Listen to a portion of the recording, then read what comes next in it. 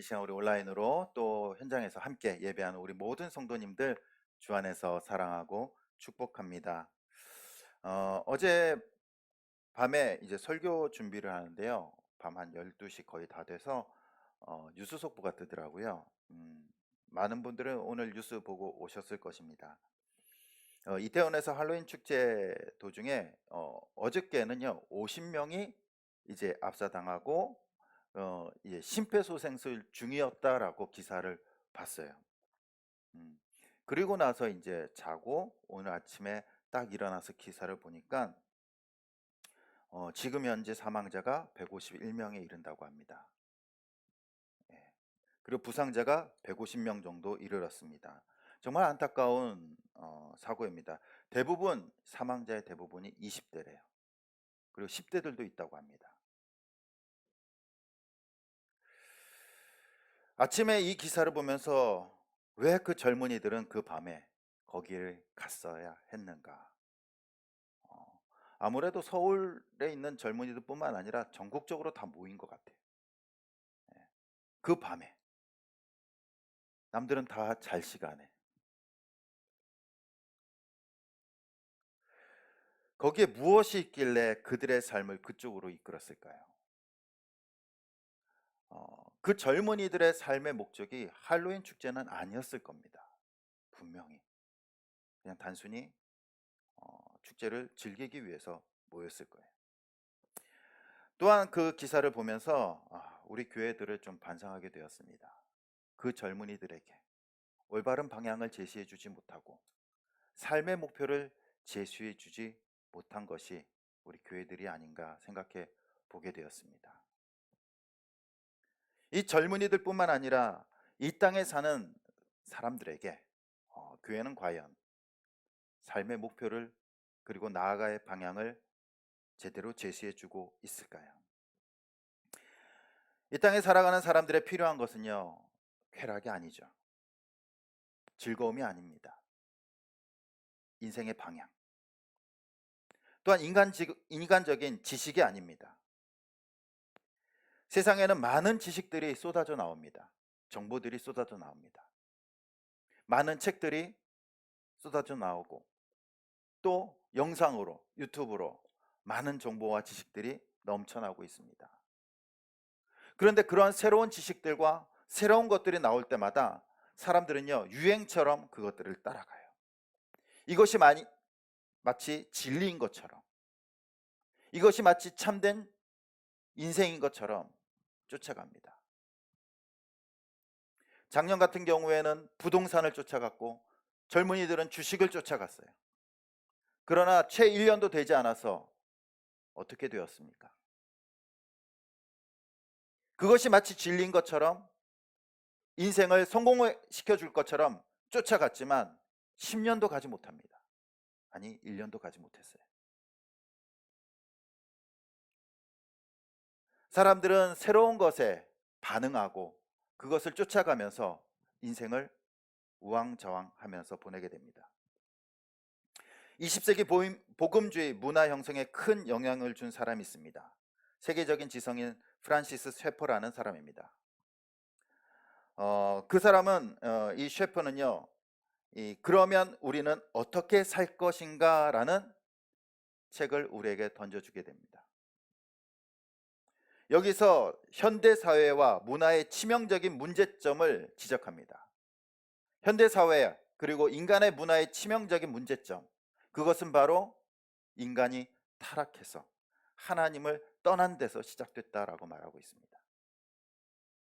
타락했기 때문에, 하나님을 떠났기 때문에, 그리고 그 문제를 해결할 수 있는 방법으로 그는 이렇게 제시합니다. 우리는 하나님의 말씀인 성경으로 돌아가야 합니다. 우리에게 성경 말씀은요, 이 시대를 살아가는 힘입니다. 능력입니다. 그런데 이 성경 언제 우리에게 주어졌습니까? 뭐 4,000년 전 모세 시대 때부터 또 예수님 그리고 제자들에게 이르기까지 무려 2000년 전에 이 성경 말씀은요, 우리에게 주어졌어요. 근데 문제는요, 이 성경이 우리에게 주어졌지만 우리 일반인들에게, 성도들에게 성경이 들리게 된 것은, 손에 오게 된 것은요, 종교 개혁 시대였습니다. 1500년대 그때서야 비로소 성경이 우리 손에 들리게 됐어요. 오늘은 특별한 날입니다. 바로 그 종교 개혁주일이에요. 종교 개혁주일. 하나님의 말씀이 우리의 손에 들리게 된 날. 그것이 바로 종교 개혁입니다. 그리고 종교 개혁의 핵심 가치, 슬로건이 5개가 있습니다. 그 첫 번째로 보시면요, 오직 성경, 오직 예수, 오직 은혜, 오직 믿음, 오직 하나님의 영광. 이 5개예요. 그 중에 첫 번째가 뭡니까? 오직 성경. 우리 따라해 보십시오. 오직 성경, 오직 예수, 오직 은혜, 오직 믿음, 오직 하나님의 영광. 이것이 종교 개혁의 슬로건이었어요. 그 중에 첫 번째가 성경. 이 종교개혁자 루터는요, 성경을 우리 손에 들려주게 됩니다. 그는 1483년에 독일의 지방에 있는 광부의 아들로 태어납니다. 그의 꿈은 법률가였어요. 그러나 그 나이 22살 때 1502년에 놀라운 일이 벌어집니다. 그의 인생에 뒤집어 놓는 사건이 벌어져요.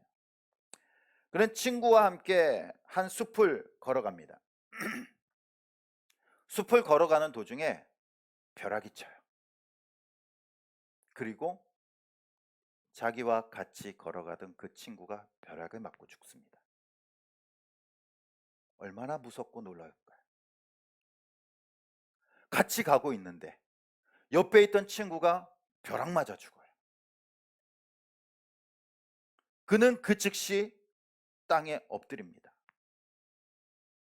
그리고 기도합니다. 뭐라고 기도하냐면요, 당시 광부들의 수호 여성인 성안나를 부릅니다. 성안나시여, 저를 살려주시면, 저를 구해주시면 제가 수도사가 되겠습니다. 그렇게 기도합니다. 그리고 집에 돌아와서 법률가가 되고 싶었던 그 꿈을 졌고요, 모든 사람들의 만류에 불구하고 수도사가 됩니다. 1507년에 그는 카톨릭 사제가 되었고 1511년에 비텐베르크 대학교에서 공부를 시작합니다. 그리고 그 다음에 신학 박사가 돼요. 그리고 1513년부터 비텐베르크 대학교에서 성경을 가르칩니다. 그는 그 성경을 연구하면서 그에게 가장 인상을 주고 깊이 깨달음을 줬던 성경 구절을 이야기합니다. 그것은 뭐냐면 로마서 1장 17절 말씀입니다. 복음에는 하나님의 의가 나타나서 믿음에 이르게 하나니 기록된 바 오직 의는 믿음으로 말미암아 살리라 함과 같으니라. 이 말씀의 진리를 깨닫게 돼요. 그리고 나서 1517년에 또한 그가 있던 곳에 놀라운 사건이 일어납니다. 이 도미니크파 수도사였던 요한 테젤이요, 독일에서 면죄부를 판매하기 시작하는 거예요. 당시 로마 교황청은요, 성 베드로 성당을 짓는데 자금이 부족했습니다. 그래서 면죄부를 팔아요. 이걸 사면은 죄가 면죄된다는 거예요. 그리고 그 헌금을 드릴 때, 면죄부를 사서 돈을 드릴 때 그 돈이 헌금함에 떨어지는 순간 우리의 영혼은 이 연옥에서 천국으로 간다라고 가르칩니다. 이것을 본 루터는요, 붕괴합니다. 그해 10월 31일에 비텐베르크 대학 부속 교회당 정문에 95개조의 논제를 붙이게 됩니다. 99개의 논제를 붙이면서 한번 나랑 논의해 보자. 이 문제에 대해서, 면죄부에 대해서 논의해 보자 라고 붙입니다. 그리고 그것을 가지고 많은 사람들이 논의를 시작합니다. 그 학자들 간에 토론이 일어나게 됐고요. 그리고 그 논제는요, 대량으로 인쇄되어서 순식간에 독일 전역을 강타하게 됩니다. 그리고 유럽까지 퍼져나가기 시작합니다. 결국 루터는요 1521년 1월에 교황으로부터 파면을 당하게 됩니다. 추방을 당하게 돼요. 그리고 그가 추방당하고 난 후에 한 일이 뭐냐면은 1522년에 라틴어로 된 성경을요 독일어로 번역합니다. 당시 사람들은요 성경을 읽을 수가 없었어요. 왜냐하면 성경이 라틴어로 되어 있었어요. 그래서 사제들만 그 성경을 읽고 전할 수 있었어요. 그러니까 일반인들이 읽지 못하니까 사제들이 하는 말은 뭡니까? 곧 하나님의 말씀인 거예요. 성경이 확인이 안 되는 거예요. 그리고 그 성경을 해석할 수 있는 사람은 교황이다라는 겁니다. 그래서 교황 무어설. 교황은 완벽하다라는 거예요. 오류가 없다라는 겁니다. 그래서 교황만이 성경을 해석하기 때문에 성경의 권위보다 교황의 권위가 더 높았어요. 교황이 어떻게 성경을 해석하느냐에 따라서 달라지기 때문에. 하지만 루터에 의해서 이 라틴어 성경이요 독일어 성경으로 번역됩니다. 그리고 더욱 감사했던 것은요 독일에는요 세계적으로 뛰어난 기술이 하나 있었습니다. 그것이 뭐냐면은 1440년에 구텐베르크가 금속 활자 인쇄술을 발명하게 됩니다. 그리고 불과 60년 후에 루터는 그 인쇄술을 가지고 성경을 찍어내기 시작해요. 어떻게 보면 역사적으로 정말 놀라운 일이 아닙니까? 미리 하나님이 준비하신 것처럼. 그래서 그 성경이요 일반인들에게 배포되기 시작합니다. 그러면서 일반인들이 그것을 보면서 어떨까요? 하나님의 말씀이 무엇인지를 깨닫게 되는 거예요. 직접 하나님을 만나기 시작하는 겁니다. 성경을 일반인들에게 들려줌으로써 스스로 하나님의 말씀을 접하게 되고요. 그렇기 때문에 그 카톨릭의 말을 이제 더 이상 신뢰하지 않게 돼요. 성경을 따라가게 됩니다. 바로 종교개혁의 중요한 핵심은요 단순히 카톨릭의 반기를 들고 싸운 것이 아니라 우리들에게 이 성경이 주어지게 된 것이 종교개혁이었습니다. 그러면 하나님께서 왜 우리에게 이렇게 성경을 주신 것입니까? 15절에 보면 이렇게 말씀하고 있습니다. 우리 같이 한번 읽어보겠습니다. 시작. 또 어려서부터 성경을 알았나니 성경은 능히 너로 하여금 그리스도 예수 안에 있는 믿음으로 말미암아 구원에 이르는 지혜가 있게 하느니라. 아멘. 왜 우리에게 성경을 주셨다라고 말씀하십니까? 믿음으로 말미암아 구원에 이르는 지혜가 이 성경에 있다라는 겁니다. 그리고 요한일서 5장 13절에 내가 하나님의 아들의 이름을 믿는 너희에게 이것을 쓰는 것은 너희로 하여금 너희에게 영생이 있음을 알게 하려 함이라. 성경을 쓴 이유가 무엇입니까? 우리에게 예수 그리스도를 믿음으로 영생이 있음을 알게 하기 위해서 기록했다라고 말씀하고 있습니다. 바로 우리는 성경을 통하여 예수 그리스도를 만나게 되고요 예수 그리스도를 믿게 되고 그리고 영생을 얻게 된 줄 믿습니다. 이 성경은요 구약과 신약으로 나눠집니다. 그래서 구약을 뭐라고 하냐면요 올드 텍스트먼트라고 합니다. 이게 약속이란 뜻이에요. 약속, 오래된 약속. 신약을 뉴 테스트먼트, 새로운 약속이라는 겁니다. 구약해서 먹는 약이 아니라 약속이란 뜻이에요. 구약의 내용이 무엇입니까? 구약은 오실 예수님을 기대하게 만드는 거고요 신약은 오신 예수님 그리고 다시 오실 예수님을 우리에게 알려주는 것이 바로 신약입니다. 성경은요 이스라엘 역사나 또한 위인전기가 아니라는 겁니다. 과학책도 아니에요. 성경으로 과학을 증명하려고 하고 성경으로 역사를 증명하려고 해요. 그러나 성경의 초점은요, 그것이 아니래요. 성경은요, 구원에 관해서 쓴 겁니다. 구원에 관해서. 구원의 책입니다. 역사를 다루지 않아요. 역사를 인용할 뿐입니다. 세상의 모든 것을 다루지 않습니다. 예수 그리스도에 대해서 다루고 있는 거예요. 우리는 이 성경을 보고 읽고 깨달을 때 구원을 얻게 된 줄 믿습니다. 어느 교회 목사님이요, 그 성도들에게 성경을 하루에 몇 번씩 보느냐고 물었습니다. 어떤 교인이 하루에는 한 번만 봅니다. 어떤 교회는 한 2번 봅니다. 뭐 보통 그 정도 대답하겠죠. 그런데 어떠한 여성도가 자랑스러운 듯이 말합니다. 목사님, 저는 성경을 하루에 10번 이상 봅니다. 그러면서 성경 보는데 무슨 시간이 그렇게 많이 필요합니까? 목사님은 이 여자 성도님의 말이 이상해서 다시 물어봅니다. 그럼 하루에 몇 장이나 읽으십니까? 그러나 이 여성도님의 대답은요, 목사님의 강조하기를 성경 보라고 했지 언제 읽으라고 했습니까? 저는 그냥 볼 뿐입니다. 성경은 보는 것이 아니라 읽는 것입니다. 그래서 올해 우리가 성경 읽기를 시작했습니다.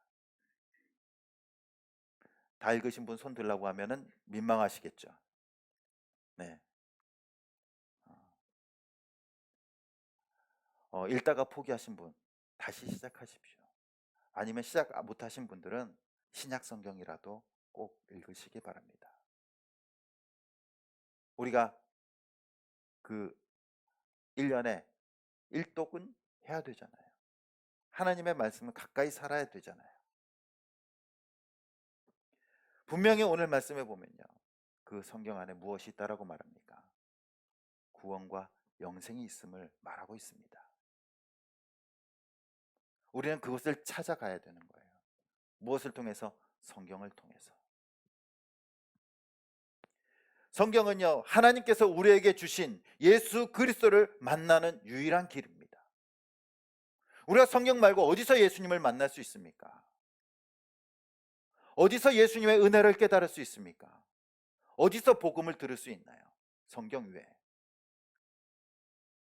바로 우리는 이 성경은요, 하나님께서 우리에게 주신 예수 그리스도를 만나는 통로, 하나님을 알아가는 통로인 줄 믿습니다. 날마다 우리가 이 성경을 읽고 또 묵상함으로써 날마다 하나님을 알아가고 은혜의 삶을 살아가길 축복합니다.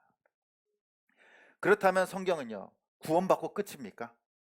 성경을 통해서 구원받으면 끝나나요? 그렇지 않아요. 또한 성경을 주신 이유가 또 다른 이유가 있습니다. 우리 16절 말씀 함께 읽어보겠습니다. 시작. 모든 성경은 하나님의 감동으로 된 것으로 교훈과 책망과 바르게 함과 의로 교육하기에 유익하니. 아멘. 성경은 구원받고 끝이 아니에요. 성경을 통해서 구원받았으니까 이제 난 됐다라가 아니라 그 이유에 뭡니까? 교훈과 책망과 바르게 함과 의로 교육하기에 유익하다라는 겁니다. 우리의 삶으로 살아가기 위해서 성경을 주셨다는 겁니다. 어떤 성도님들이 이렇게 말합니다. 목사님, 성경 공부를 하고 있는데 성경을 많이 알면 뭐예요? 변하지 않는데. 삶이 변하지 않아요. 내 남편이, 내 아내가 성경 공부를 그렇게 하는데 변하지 않아요. 목사님, 우리 부모님이 성경 공부를 하고 성경을 그렇게 많이 하는데 변하지 않아요. 이 말씀이 이해가 되십니까? 정말로 그들이 성경을 제대로 배운 것일까요? 아니, 정말로 많이 알고 있지만 변하지 못한 것일까요? 오히려 우리가 성경을 많이 안다라는 개념이요, 많이 아는 것이 아니라는 거예요. 우리는 과연 성경을 얼만큼 알고 있습니까? 우리가 알고 깨달으면요, 삶으로 당연히 나올 수밖에 없어요. 당연히 나올 수밖에 없다라는 겁니다. 모르기 때문에, 아직도 모르기 때문에 우리가 변하지 않는 거예요. 오늘날 우리의 문제는요, 성경을 너무 모른다는 것에 있습니다. 모른다는 거. 한번 생각해 보시기 바랍니다. 우리가 예수님을 믿은 연수만큼 성경을 읽고 계십니까? 연수 몇 년 되셨습니까?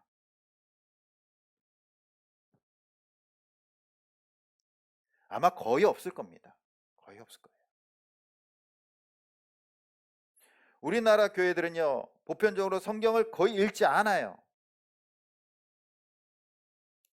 성도님들 정말로 잘 읽어 오셨습니까? 읽어 오신 분들, 내년에는 우리가 좀 더 업그레이드 되길 소원합니다. 올해는 1독, 내년에는 2독 이상. 성경에 한번 미쳐봤으면 좋겠어요. 하나님의 말씀에 정말 붙들려 봤으면 좋겠습니다. 우리의 삶이. 거기에 영생이 있고 우리의 삶의 방향이 있는데 우리는 알지 못한다는 거예요. 그렇기 때문에 우왕좌왕하는 거 아닙니까? 그렇기 때문에 비틀거리면서 세상을 쫓아가고 있는 거 아닙니까? 우리가 성경을 모르기 때문에. 성경은 지식이 아니라 생활이에요. 생활. 성경을 읽는 것도 생활이고요, 성경대로 살아가는 것도 생활입니다. 성경은요, 구원받고 우리가 어떠한 인생을 살아가는지를 가르쳐 주고 계세요. 그래서 내년에는 우리 전체 성도님들이 성경 100독을 했으면 좋겠습니다. 다 합쳐서 2독씩만 하시면 돼요. 2독씩만. 그럼 100독 훨씬 넘습니다. 2독씩 하려면은 하루에 몇 장 읽어야 될까요? 아니에요. 꾸준하게 한 10장씩만 읽으면 돼요. 예. 꾸준하게 매일같이 10장만 읽으면 돼요. 10장씩만. 빠지지 않고. 그러면 2독 더 합니다. 2독 더해요. 일주일에 23장 읽으면은 한 독을 한다 그래요. 그러니까 10장이면은 일주일에 몇 장입니까? 70장이에요. 70장. 거의 3독 가까이 합니다. 빠지지 않고 한다면. 성경 10장 있는데 보통 뭐 많이 걸리시는 분들은 1시간 안 걸려요. 느린 분들도 1시간 절대 안 걸립니다. 평균 한 장 읽는데 3분에서 5분이에요. 근데 우리는 그만큼 성경을 안 읽고 있다라는 거예요. 안 읽고 있다라는 거예요. 24시간 중에서 단 1시간도, 아니 단 30분도 성경을 안 읽는다는 겁니다. 그러면서 우리의 인생을 어디로 가야 될지 비틀거리고 있어요. 성경은요, 우리의 인생과 우리의 자녀들의 인생이 어떻게 살아가야 되는지를 알려주고 있는 줄 믿습니다. 우리가 가정에서, 직장에서 살아가면서 너무나 외롭지 않습니까? 그리고 가족들로부터 위로를 받기 원합니다. 힘을 얻기 원해요. 그러나 과연 그들의 위로와 힘이 우리에게 도움이 될까요? 그건 잠시뿐이에요. 우리의 답답한 인생, 어디로 가야 될지 알지 못하는 인생, 우리는 그 인생을 성경에서 답을 찾아야 될 줄 믿습니다. 그러라고 하나님께서 주신 거예요, 우리에게. 구약에는 수많은 사람들의 인생이 기록되어져 있습니다. 아브라함, 모세, 다윗, 솔로몬. 그러나 그들의 인생을 보면요, 한결같이 성공자가 아니었어요. 아브라함은 아내를 2번이나 팔아넘깁니다. 모세는 사람을 죽여요. 그리고 승질을 내요, 하나님 앞에. 그래서 가나안 땅에 들어가지 못합니다. 다윗은 자신의 신복인 우리아의 아내를 범하고요, 그리고 우리아를 죽입니다. 솔로몬은 수많은 여인들과 결혼해서 이스라엘 땅에 우상을 심어 놓습니다. 우리가 존경하는 믿음의 사람들인 것 같지만 성경은요, 그들을 실패자로 이야기하고 있어요. 너희들이 보기에는 그들이 위대한 믿음의 사람인 것 같지만 자세히 들여다보면 그들도 우리와 똑같은 실패자라는 거예요. 그래서 구약은요, 무엇을 바라보게 합니까? 예수 그리스도를 바라보게 하는 거예요. 인간의 죄악들을 고발하면서 예수 그리스도를 바라보게 합니다. 그리고 신약에는 예수님의 진정한 성공의 모습을 보여줍니다. 자신의 생명을 다해서 전적으로 하나님 앞에 순종해요. 그리고 자신의 생명을 다해서 우리를 구원하십니다. 구약의 위대한 인물들도요, 자신의 생명을 던진 사람은 없습니다. 오직 예수 그리스도만이 하나님의 약속을 이루시고요, 완벽하고 완전하게 순종의 모습, 구원의 모습을 보여주신 줄 믿습니다. 우리가 따라가는 것은요, 믿음의 사람들이 아니라 예수 그리스도입니다. 그 예수 그리스도를 우리에게 그 성경을 통하여 깨닫게 하시고 주신 줄 믿습니다. 그리고 그 예수 그리스도를 따라가도록 성경 말씀을 주신 줄 믿습니다. 이것이 우리에게 주신 축복이에요. 성경을 믿고 따라갈 때 우리는 그 길 가운데서 예수님을 만나게 되고요, 그리고 가면서 하나님과 교제하게 되고 참된 인생을 걸어가게 될 줄 믿습니다. 우리가 어렵고 힘들고 외로울 때 우리는 하나님의 말씀을 기억해야 됩니다. 다시 돌아가야 돼요. 그것이 바로 종교 개혁입니다. 하나님의 말씀을 우리 손에 들고 살아가는 것, 그것이 진정한 종교 개혁의 의미입니다. 그리고 우리는 날마다 그 말씀 가운데 우리 자신을 개혁시켜 나가고 변화시켜 나가고 또한 주님의 길을 걸어갈 수 있기를 간절히 소원합니다. 종교개혁은 바로 이 구원의 말씀, 우리 인생의 말씀을 모든 사람들이 읽을 수 있도록 한 것이 종교개혁이에요. 단순히 막 싸우고 투쟁한 것이 아니에요. 그들의 영적인 눈을 열어놓은 겁니다. 말씀을 통해서. 그리고 그 말씀을 모든 사람들이 직접 만나게 되는 거예요. 예수 그리스도를 직접 만나게 되는 겁니다. 우리는 이 놀라운 축복을 누리고 계십니까? 늘 하나님께서는 말씀을 통하여 우리와 만나길 원하시는데 우리는 얼마나 이 성경을, 귀한 말씀을 읽고 묵상하고 살아가고 있습니까?